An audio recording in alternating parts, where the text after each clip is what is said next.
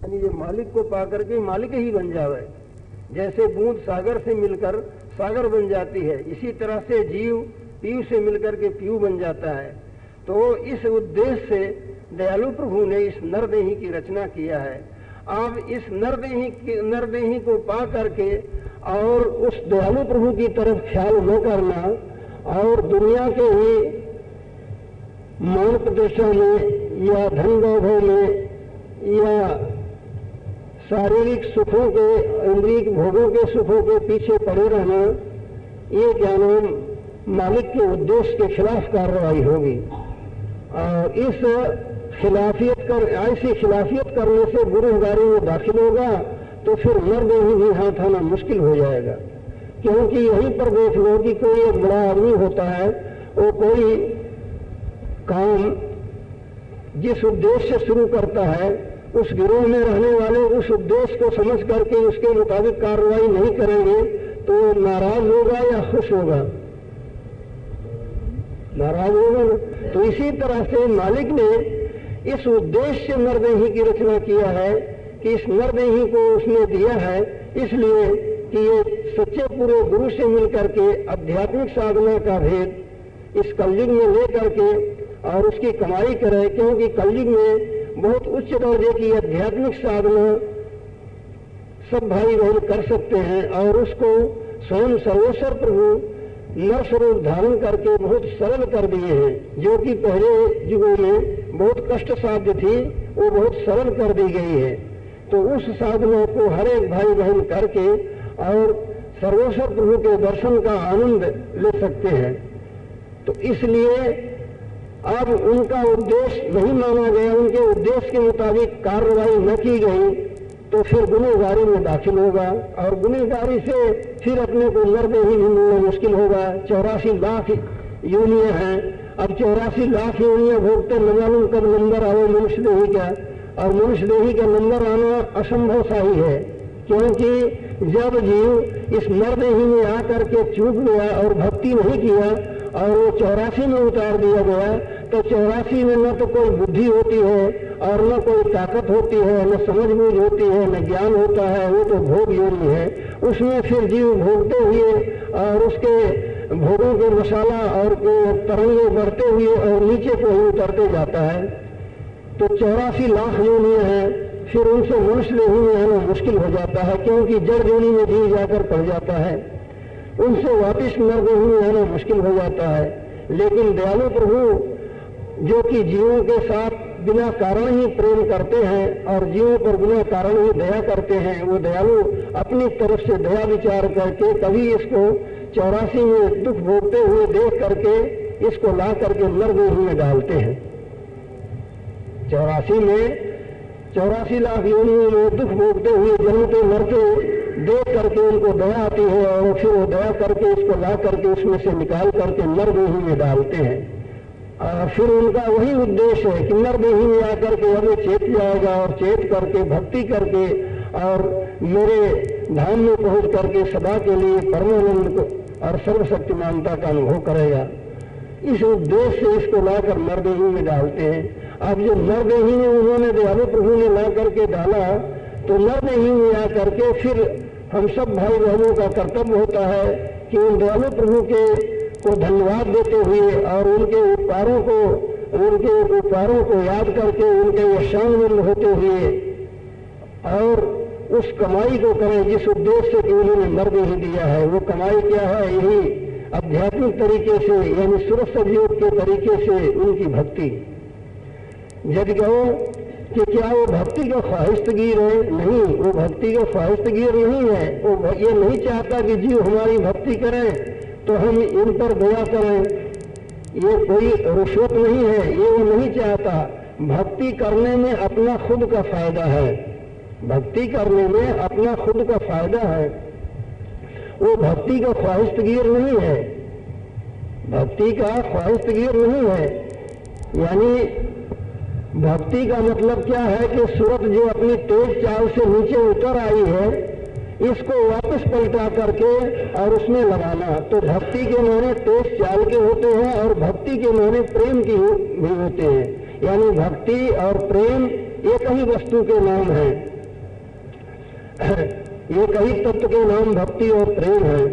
तो उससे प्रेम करके उसका दर्शन कर सकते हैं और बिना प्रेम के वो नहीं मिल सकता। तो उससे प्रेम करने के लिए तरीका सच्चे पूरे गुरु सिखलाते हैं, प्रेम का पाठ पढ़ाते हैं। और प्रेम की धारा जो सूरत चैतन्य है, इस देही में लीन और इंद्रियों को सबको चैतन्य कर रही है, इसको आध्यात्मिक तरीके से पलटा करके इसका जिस जगह जिस बिंदु पर बैठ करके ये इंद्रियों का भोग भोगती है और संसार के सब काम करती है, आध्यात्मिक का भेद गुरु से तरीका मालूम करके उस बिंदु से इसको उठा करके ऊपर के बिंदु में ले जाना, यानी अपने घट में सब बिंदु बने हुए हैं। ये जीवात्मा यानी सूरत जिस बिंदु पर बैठी हुई रोजमर्रा कार्रवाई करती है, यानी संसार के भोग भोगती है और दुनिया के काम धंधे सब करती है, जिस बिंदु पर बैठ करके उस बिंदु पर अगर बदस्तूरी बैठी रही और उसी बिंदु पर इसकी बैठक रही और बैठे उस बैठक के साथ चाहे जो कुछ कार्रवाई भक्ति की जाए, तो उसका इत्मीनान यानी भरोसा नहीं है कि वो क्या नाम वो भक्ति उसी तरह कायम रह जाए। इसीलिए संतों ने, महात्माओं ने, योगेश्वर ज्ञानियों ने, अवतारों ने, ऋषि मुनियों ने आध्यात्मिक साधना जारी फरमाया है और वो आध्यात्मिक साधना समय समय के लिए जुदा जुदा थी। अब इस कलयुग के लिए आध्यात्मिक साधना सूरत सतयुग है। तो इस आध्यात्मिक साधना से क्या होता है कि चैतन्य जीवात्मा जिस बिंदु पर बैठ करके संसार के भोगों को भोगती है, विषय भोगों को भोगती है और दुनिया के काम करती है, छल कपट झूठ वगैरह जगत के व्यवहार करती है, उस बिंदु से उसको उठा करके ऊंचे के बिंदु में ले जाना। ऊपर के बिंदु जो है वो बनस्पत नीचे के बिंदुओं के वहाँ पाकीज़गी है यानी पवित्रता है और वहाँ विशेष ताकत है और वहाँ प्रकाश है, आनंद है ऊपर के बिंदुओं में। और जिस कदर वो बिंदु ऊपर के ऊंचे की तरफ चलते गए हैं, उसी कदर आनंद, शक्ति, प्रकाश और ताकत यानी शक्ति ये बढ़ती गई है। और बरखिलाफ उसके नीचे की तरफ ये सब घटते गए हैं और उनके खिलाफ जैसे सुख के बजाय दुख और ज्ञान के बजाय अज्ञान और प्रकाश के बजाय अंधकार, ये सब नीचे की तरफ बढ़ते गए हैं। तो नीचे के बिंदुओं पर ये है और ऊपर के बिंदुओं पर प्रकाश है, ज्ञान है, आनंद है, शक्ति है, चैतन्यता है, ये सब ऊपर के बिंदुओं के हैं। तो ये सब आध्यात्मिक कार्रवाई से बनता है। इसलिए सब भाई बहनों को चाहिए कि उस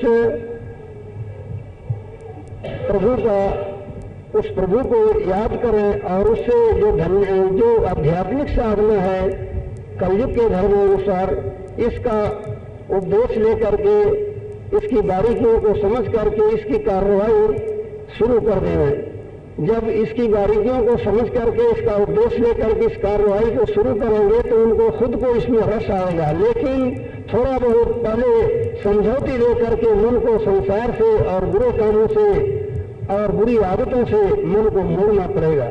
मन को मोड़ करके जब इधर लगाएंगे तब उनको इधर का रस आएगा। ये निरस बात नहीं है, लेकिन पहले चूंकि मन जन्म से संसारी हुआ है, संसार के विषय भोगों में उसको रस आता है, इसलिए वो इधर की तरफ जल्दी और ज्यादा झुकता है। और परमार्थ जो है वो जन्म से परमार्थ को भूला हुआ है, इसमें थोड़ा पहले मेहनत का काम होता है, क्योंकि दुनिया के ही काम जितने हैं, दुनिया के ही काम धंधे जो हैं, हर एक काम में दुनिया के भी पहले मेहनत करना पड़ता है जब उसमें कुछ फायदा नजर आता है। तो परमार्थ जो है जिसको कि जन्म से बेशुमार जन्मों से भूल बैठे हैं, उसमें तो पहले मन की समझौती से काम लेना पड़ेगा। मन को समझा बुझा करके दुनिया से और बुरे कामों से और बुरी आदतों से और फालतू झंझटों से, फालतू कामों से उसे हटाना पड़ेगा, समझा बुझा करके, और हटा करके आध्यात्मिक साधना में लगाना पड़ेगा। इस तरह से जब आध्यात्मिक साधना में लगाएंगे तब क्या नाम फिर उसका रस जिस तरह से में लगेगा, कुछ देर ठहरने लग जाएगा तो उसका रस उसी वक्त आने लग जाएगा।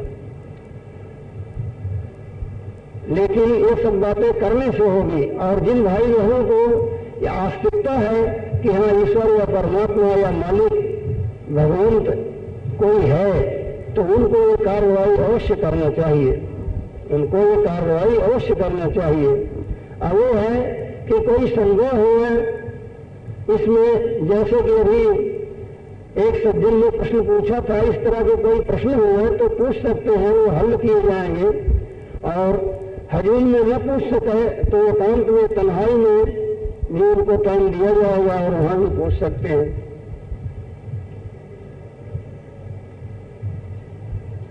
तो भाई बहनों को निश्चय है कि परमात्मा या भगवान या ईश्वर या खुदा या गॉड कोई जरूर है, सृष्टि का रचयिता, तो उसकी तरफ भी ध्यान देना चाहिए। जैसे कि दुनिया का काम करते हैं, जहां की दुनिया के 10 काम करते हैं, वहां उसमें एक काम वो भी गिन लेंगे कि एक काम ये भी है, और इसके लिए भी घंटा 2 घंटा जितना टाइम मिल सके उतना इसके लिए भी लगाएं। दुनिया के काम तो करते हैं, उसी तरह एक काम भी समझ लेंगे। होना तो चाहिए कि एक दुनिया का काम पीछे है, एक पहले है, लेकिन खैर इतना नहीं हो सके तो दुनिया के काम जितने करते हैं उन्हीं कामों में एक काम भी गिन लिया जाए कि एक काम ये भी है और इसको भी करना हमें जरूर है। तो इसके लिए भी टाइम निकाल करके और वो भी करते चले, देखो किस कदर क्या नाम इसका फायदा होता है।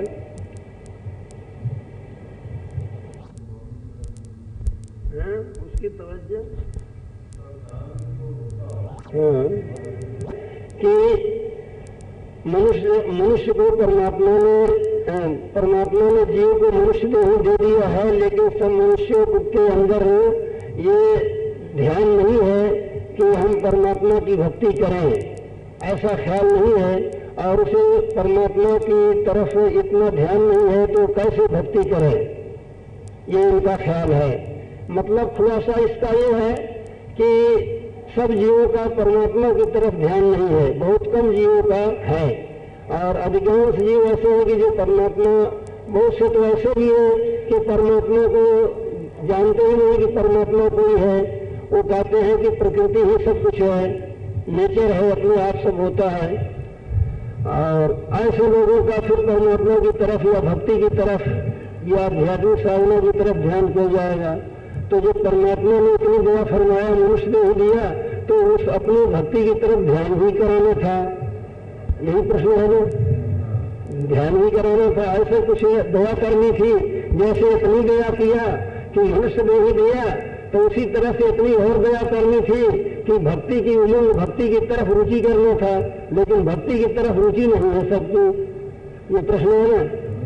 हाँ, तो इसका उत्तर ये है कि भाई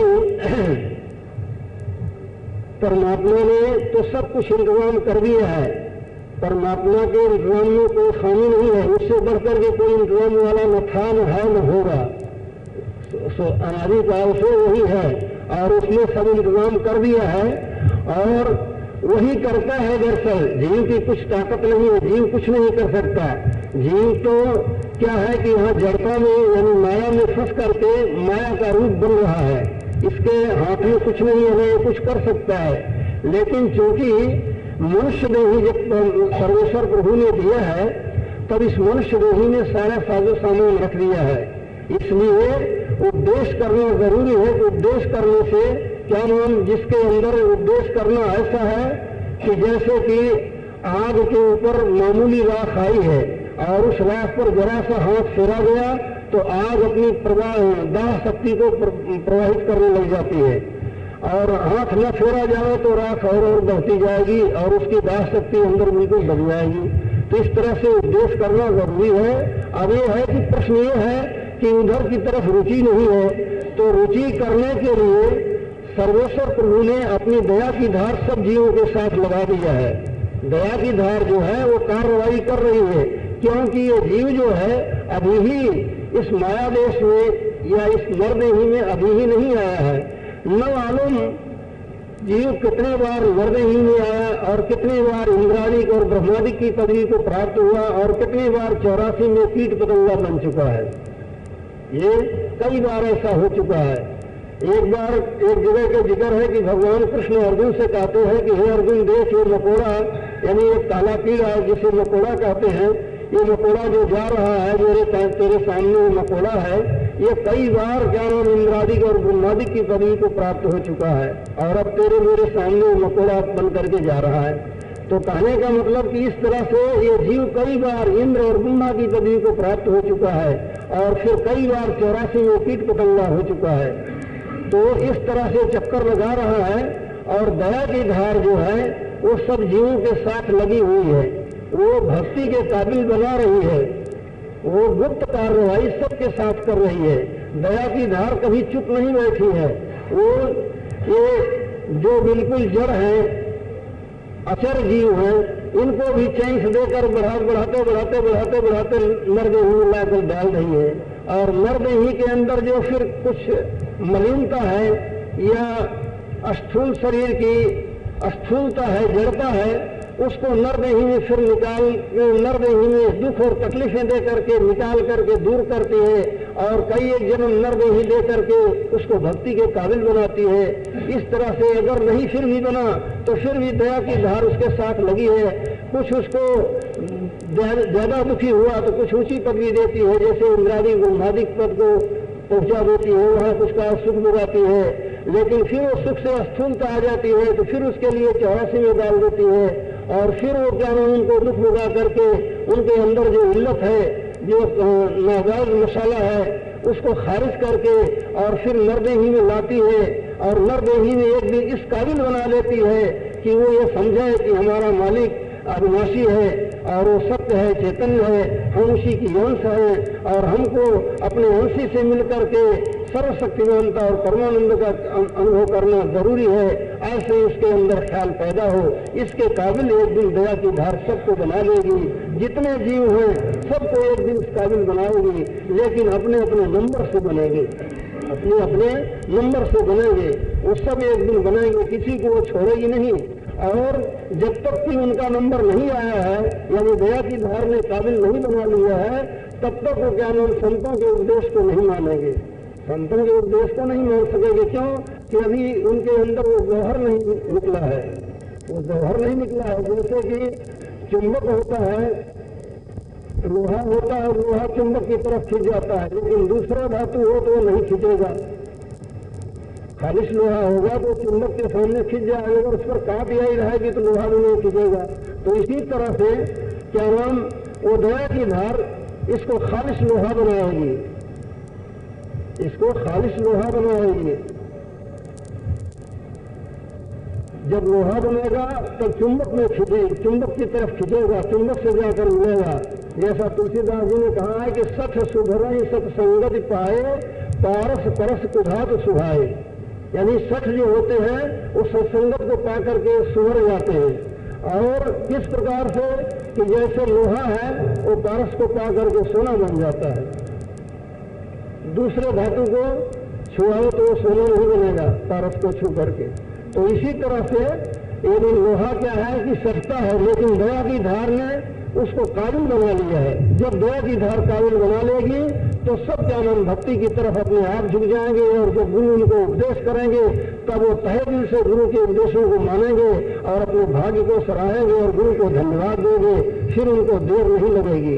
लेकिन उसकी कृपा की धार या दया की धार लगी है, जब तक वो काबिल नहीं बना ली तब तक ये मानने में बड़ा मुश्किल पड़ती है। वो दया की धार सबके साथ लगी हुई है।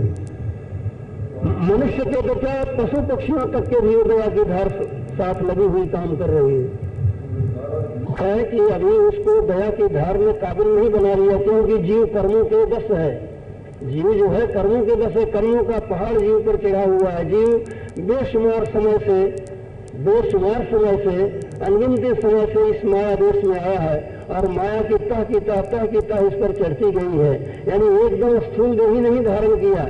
जीव पहले विज्ञान देही में आया, विज्ञान देही में बहुत काल रहा, फिर वहां से तरंगों से कामनाओं से फिर क्या नाम नीचे उतरा तो ज्ञान देही में आया, ज्ञान देही में बहुत काल रहा, ज्ञान देही से फिर उतरा तो ज्ञान देही का गिलास या पर्दा पहन करके आया महाकारण में, महाकारण से फिर कारण में आया।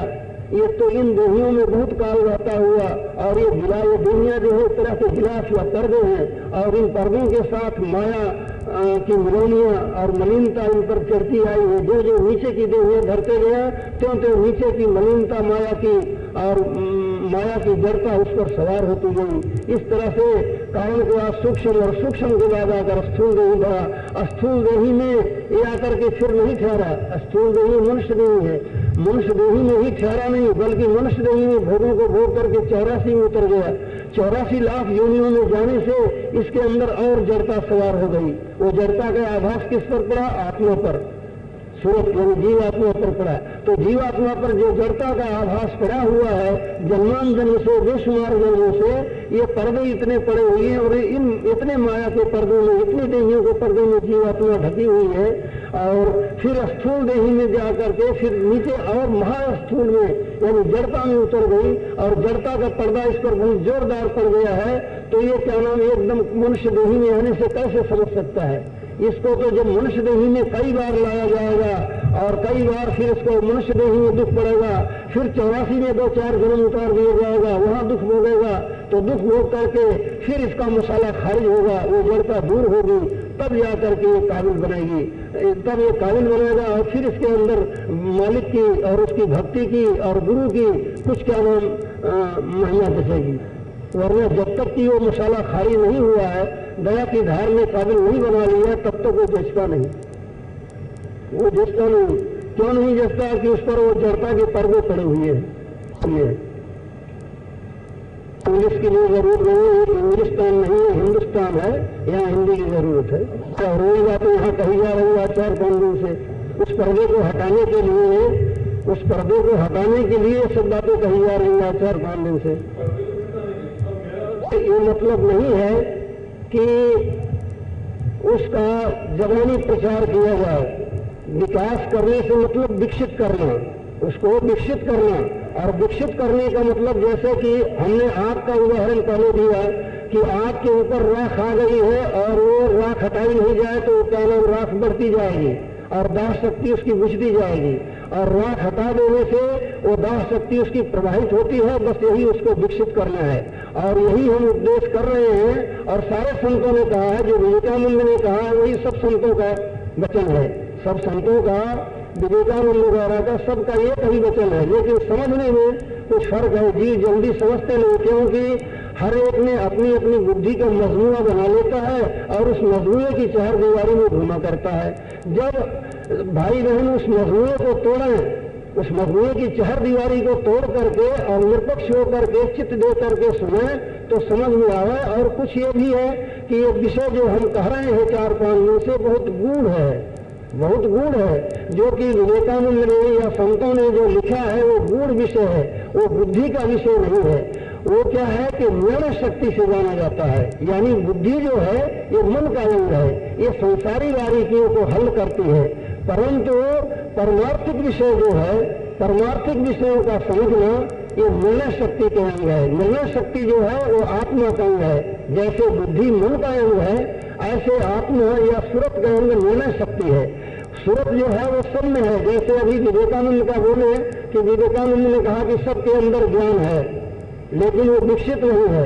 वही यहाँ कहा जाता है कि सूरत या चैतन्य या जीवात्मा ये सबके अंदर है और जीवात्मा चैतन्य सूरत जो है वो सब ज्ञान और गुण का भंडार है। अभी हम 3-4 दिन कहे हैं क्या नाम कि तुलसीदास जी ने कहा है कि हित अनहित पशु पंछी जाना मानुष तन गुण ज्ञान निधाना। और भी हम उस दिन तुलसीदास जी के इसका दिए थे उदाहरण कि उन्होंने कहा कि ईश्वर अंश जीव अविनाशी चेतन अमल सहज सुख राशि।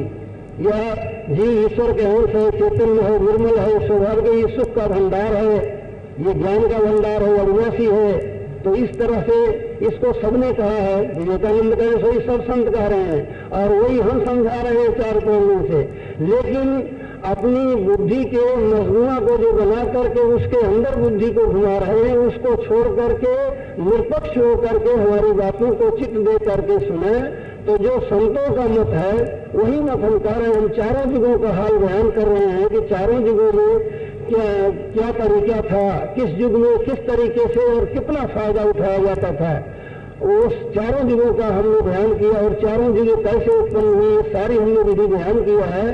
पर अगर इसको भाई बहन चित्त दे करके निरपक्ष होकर के सुनते तो क्या नाम है समझ में आ सकती थी। ऐसी कोई बात नहीं थी, हमने दोहरा दिए हैं।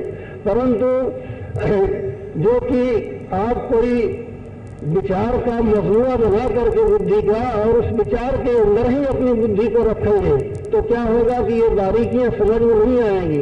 और जो विवेकानंद कह रहे हैं वही सारे संत कह रहे हैं। विवेकानंद न कोई गलत कहे हैं न कोई संतों ने गलत कहा, सबने सही कहा है, पर हम लोगों के समझने में गलती है। समझने में गलती है। चित्त दे करके उसको सुने और समझें तो सब संतों का ये कोई कथन है।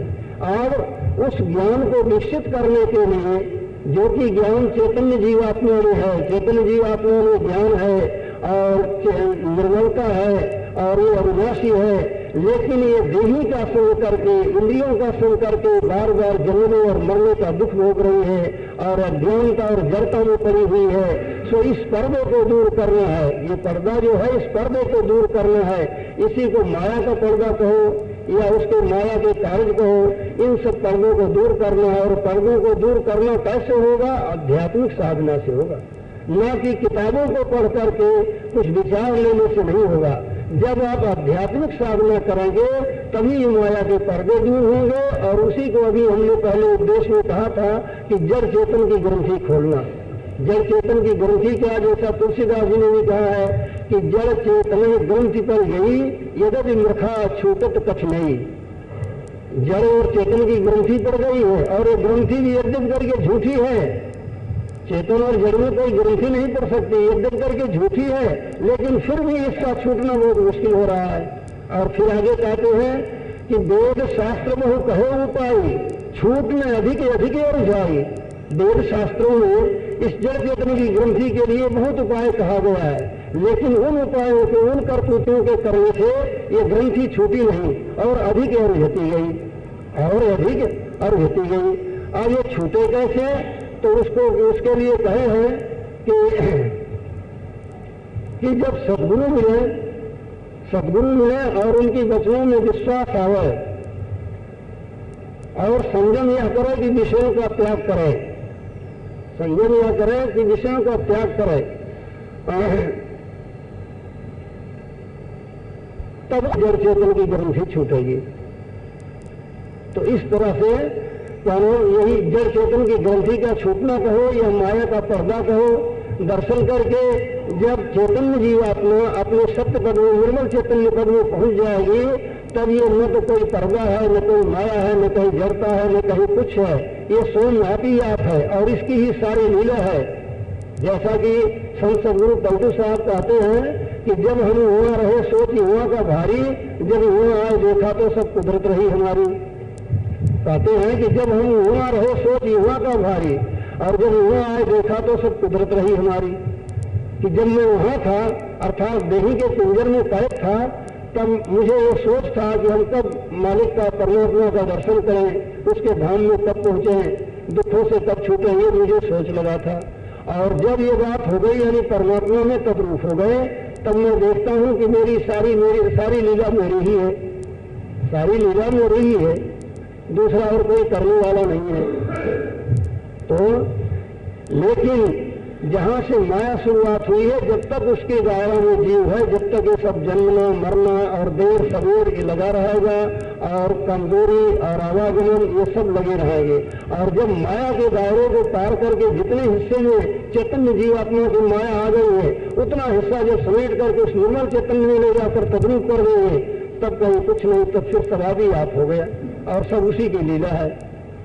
और फिर ये बात तभी समझ में आएगी, ये भी कितनी भी कही जावे तो नहीं समझ में आएगी। इसका मतलब ये नहीं कि ये इस विषय में कोई बात नहीं, बातें तो सब समझ में आएंगी, परंतु वो बात जो अभी हम हकीकत की कह रहे हैं यानी ज्ञान की कह रहे हैं, ये तभी समझ में आएगी जब ज्ञान सिद्धांत पर चैतन्य जीवात्मा पहुंचेगी।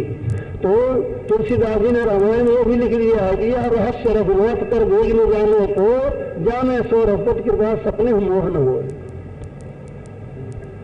तो ये ज्ञान जो है, ज्ञान सिद्धांत की बात उसी समय समझ में आएगी, क्योंकि अभी ये कह दिया गया कि माया के पर्दे हैं और फिर कह दिया गया कि पर्दा होगा कुछ नहीं, वो जड़ चेतन की ग्रंथि है, फिर कह दिया कि ग्रंथि झूठी है।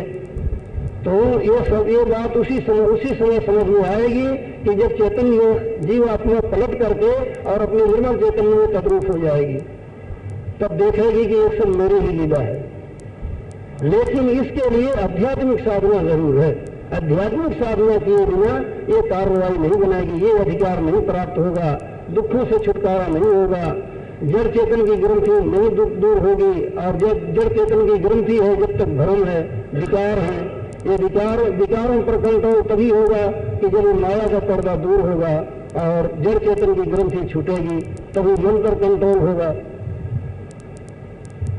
इसलिए ये जो विवेकानंद कह रहे हैं उनको ठीक कह रहे हैं, लेकिन आध्यात्मिक साधना करना और चैतन्य जीवात्मा को ये माया के पर्दे में निगल लिया, माया ने उसको निगल लिया है, उसके अंदर से उसे निकालना, यही दीक्षित करना है उसका।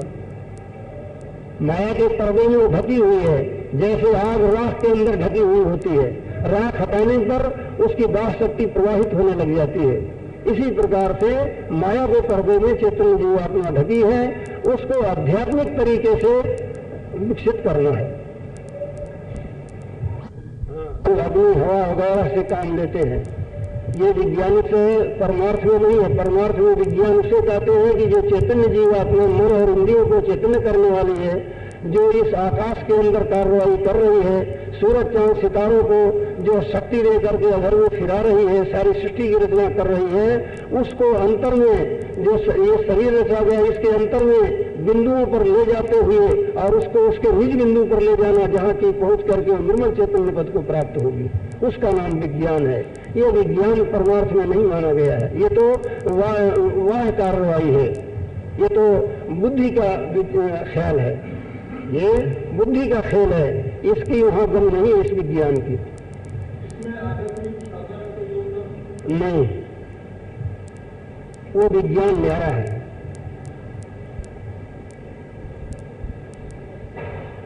वो विज्ञान और है। और ये विज्ञान से तो क्या नाम, चाहे जितनी भी इसमें उन्नति कर लो, इससे क्या नाम स्थूल सृष्टि के परे नहीं जा सकते, बल्कि सूरज में ही नहीं जा सकते। इसको आग का गोला बतला दिया साइंस, इस सूरज में ही नहीं जा सकते। और जो संतों ने विज्ञान बतलाया है, महात्माओं ने, ज्ञानियों ने जो विज्ञान बतलाया है, उससे आप इस स्थूल और सूक्ष्म और कारण के पार चले जाएंगे। ये सूरज तो क्या, इसके पार बड़ा सूरज, महासूरज, और फिर उसके पार सूक्ष्म सृष्टि है, वो सारी सृष्टि का सारी सृष्टि की आपकी आत्मा सैर करेगी। वो विज्ञान संतों का है। ये विज्ञान तो वाह दृष्टि का है, और बुद्धि से इसमें क्या नाम काम लेते हैं, ये तत्वों से, यानी हवा से, अग्नि से, जल से, इनसे काम लेते हैं। और ये तो उसके सामने बिल्कुल नाचीज या तुच्छ सा है, क्योंकि इसमें कितनी भी उन्नति कर लो तो कुदरती दुखों से कभी छुटकारा नहीं पा सकोगे। कुदरती दुख जो है, इनसे छुटकारा पाना नामुमकिन है। और जो यथार्थ विज्ञान है, अनुभवगम्य जो है, उससे क्या नाम कुदरती और दुनियावी सारे दुखों से सदा के लिए रिहाई पा करके और चैतन्य जीवात्मा परम प्रकाश तेजोपुंजमय स्वरूप को प्राप्त होकर के और सदा के लिए सारी सृष्टि का खेल देखेगी। ये समझेगी कि ये सब माया हो या सब मेरा खेल है। वो विज्ञान परमार्थी या आध्यात्मिक है, इस बाहरी विज्ञान से उसका कोई ताल्लुक नहीं। इसलिए कुछ नहीं रहती है। इसको समझो, ये समझाया गया, लेकिन तुम्हारा चित्त कहीं और किसी तरफ चला गया है, समझो नहीं। यानी एक तो पहले तो ये बतलाया गया है कि जीव जब मनुष्य देह में आकर के उस परमात्मा के उद्देश्य के मुताबिक भक्ति नहीं किया और विषय भोगों में और संसारी धंधों में फंसा रहा, तो फिर वो 84 में उतर जाता है। और 84 में जब गया, तब इसके पास कोई ऐसी अकल या बुद्धि या काबिलियत या ताकत नहीं है कि वो अपने बल से 84 में आ सके। समझे ना? जब 84 में आ सके, तब क्या होता है कि दयालु प्रभु आप ही इसको 84 लाख जो दुख भोगते हुए देख करके दया करके इसको ला करके मनुष्य देह में डालते हैं। समझे ना? जैसा कि तुलसीदास जी ने भी कहा है कि ईश्वर अंश जीव अविनाशी, चेतन अमल सहज सुख राशि, सो माया बस भयो गुसाई, बधो कीर मरकट की नाई, आकर 4,84,000 योनि भ्रमत जीव अविनाशी। आकर मैंने खान, यानी 4 खान 84 लाख योनियों में जीव दुख भोगने लग गया। तब कबहू कर करुणा नर देही, देत ईश बिन हेतु सरोही, यानी बिना कारण ही जीवों से प्रेम करने वाले दयालु प्रभु जब जीव को 84 लाख योनियों में दुख भोगते हुए देखते हैं तब उनको दया आती है, तब दया करके इसको 84 से निकालकर नरदेही में लाकर डालते हैं। ये तो बात यहाँ की है कि 84 से निकालकर मालिक लाकर के दया करके इसको नरदेही में डालता है। और वो दूसरे प्रश्न का उत्तर दिया गया कि उन्होंने कि जीव क्या नाम सब के सब जीव मालिक की भक्ति की तरफ क्यों नहीं झुकते, तो क्यों नहीं झुकते, तो जिस दया ने लाकर के 84 से निकालकर नरदेही में डाला वो दया की धार सबके साथ लगी हुई है। ये बतलाया गया कि दया की धार सब जीवों के साथ लगी हुई है, नर के, पशु के, पक्षी के, कीट पतंगा के, सबके साथ लगी है और सबको धीरे धीरे ऊंचा चांस दे रही है। और देते देते नरदेही में लाएगी, नरदेही से फिर उनकी कोशिश करेगी कि ये क्या नाम जल्दी मालिक की भक्ति के काबिल बनाए। लेकिन क्योंकि जन्मांजन्म से जीव पर जड़ता चढ़ गई है, 84 लाख जोनियों में जाने से इसमें जड़ता आ गई है, इस पर जड़ता का पर्दा पड़ गया है। उस जड़ता का या माया का पर्दा ऐसा ठोस या जड़ हो गया है कि ये जल्दी नरदेही में आने पर भी नहीं उतरता, तो दया की धार उसके लिए फिर काबिल बनाती है। काबिल जब बना लेती है तो वो क्या नाम भक्ति की तरफ झुकने लगता है। भक्ति की काबिलियत कही गई है, न कि नरदेही की काबिलियत नहीं कही गई है। थोड़ा चित्त दे करके सुनो तो समझ में आ जाएगी। नरदेही की काबिलियत नहीं कही गई, ये कहा गया है कि भक्ति की काबिलियत यानी भक्ति करने के काबिल वो दया की धार बनाती है। और दया के लिए काबिलियत नहीं है, दया के लिए काबिलियत क्या करेगी, दया ही जो है सब तरह से जीव को काबिल बनाएगी। जीव अपने आप कुछ काबिल नहीं बन सकता। ये तो जब जड़ता में आ गया, माया के पर्दे में ढक गया, एक आदमी पत्थर के नीचे दब गया, वो अपने दम से क्या निकलेगा, उसको तो दूसरा ही निकालेगा तब निकलेगा। जैसा कि कबीर साहब ने कहा है कि हाथी कीचड़ में फंसा काढ़े को समृद्ध कर लिखते बलियाद में के धनी पसारे हैं। तो ये माया का पर्दा, ये जब वही मालिक गुरु रूप में आएंगे और इनके उसकी दया की धार इसको काबिल बना लेगी, जब इसमें काबिलियत आ जाएगी तब ये गुरु के वचनों को समझेगा और फिर भक्ति करेगा। और जहां तलक की काबिलियत नहीं आई, दया की धार ने काबिल नहीं बनाया है, वहां तलक गुरु के वचनों को, अनुभव में बातों को समझेगा नहीं और भक्ति नहीं करेगा। इसलिए काबिलियत कही गई है। और 84 से निकाल करके वो तो आप अपनी तरफ से दया विचार करके ला करके जीव को नरदेही में डालता है। 84 में जाने पर इसमें कोई काबिलियत नहीं रहती है, न कोई ताकत इसमें रहती है, न कोई बुद्धि रहती है, ये पहले कह दिया गया। तो अब इसमें एक और भेद समझाया जाता है, इसे सबको चित्त देकर सुनते जाओ। यानी दया और कर्म या पुरुषार्थ कहो या कर्मी कहो, एक ही बात है। दया और पुरुषार्थ दो बातें हैं। अगर दया के भरोसे बैठेगा तो आलसी हो जाएगा, और पुरुषार्थ को मुख्य करेगा, पुरुषार्थ की मुख्यता करेगा तो अहंकारी बनेगा और पतन हो जाएगा। समझे ना, पुरुषार्थ के बल से चलेगा, पुरुषार्थ की मुख्यता रखेगा तो अहंकारी बन जाएगा और अहंकार होने से पतन हो जाएगा, फिर ऐसा निस्त नाबूद हो जाएगा कुछ कहने को नहीं। इसलिए पुरुषार्थ और दया दोनों को संग लेकर के चलना चाहिए, दोनों को संग लेकर के चलना चाहिए कि पुरुषार्थ तो करे लेकिन ये मन में न सोचे कि मैंने वो किया, नहीं, प्रभु की दया से हुआ, गुरु की दया से हुआ, गुरु की दया से हुआ। जब दया को मुख्य करके पुरुषार्थ करेगा, करनी करेगा तो अपना काम बना लेगा, वरना दोनों में से एक पकड़ेगा कि दया के भरोसे बैठेगा तो आलसी बन जाएगा, कुछ कर नहीं सकेगा। और पुरुषार्थ को रखेगा कि मैं पुरुषार्थी हूं, मैंने किया, तो अहंकारी बन करके डूब जाएगा। इसलिए पुरुषार्थ और दया दोनों को साथ लेकर चलना चाहिए। मुख्यता दया की रखे और पुरुषार्थ करे, पुरुषार्थ करे और दया की मुख्यता रखे। जब नहीं बने तो ये समझे कि मैं तो बिल्कुल नाचीज हूँ, खाक का पुतला हूँ, ये प्रभु की, अपना गुरु की दया से बना है। जब तो अपना काम कर निकलेगा और दोनों में से एक को पकड़ेगा, दया को पकड़ेगा तो आलसी हो जाएगा, और पुरुषार्थ को पकड़ेगा, दया को छोड़ देगा तो अहंकारी बन जाएगा। इसलिए दोनों को साथ लेकर चलना चाहिए। तो उसको कहते हैं कि क्या नाम, तमाम आसमानों की सैर करे और देवताओं भी, परिंद और परियां भी उसको नमस्कार करें, इसका नाम आत्मबल है। दुनिया का काम कर लिया, कुछ पैसा कमा लिया या क्या नाम कोई काम कर लिया या 10-20 पर क्या नाम अपना विजय कर लिया, इसका नाम आत्मबल नहीं है। आत्मबल उसे कहते हैं कि क्या नाम शक्तियां, जितनी शक्तियां ब्रह्मांड में हैं इनके ऊपर हुकूमत करे, इनके ऊपर हुकूमत करे और निर्भयता और क्या नाम आनंद और प्रकाश अंतर में प्राप्त हो, इसका नाम आत्मबल है। ये आत्मबल नहीं कहना चाहिए कि क्या नाम जैसे वैज्ञानिक है कर लिए आत्मबल है। अरे भाई, वैज्ञानिकों को कुदरती दुखों से छूटने की आशा ही नहीं बनती है कि कभी वो छूट जाएंगे, आशा नहीं बन रही है विज्ञान को। जो आजकल का साइंस है वो इस बात की आशा नहीं करता है कि कभी वो कुदरती दुखों से छूट जाएंगे।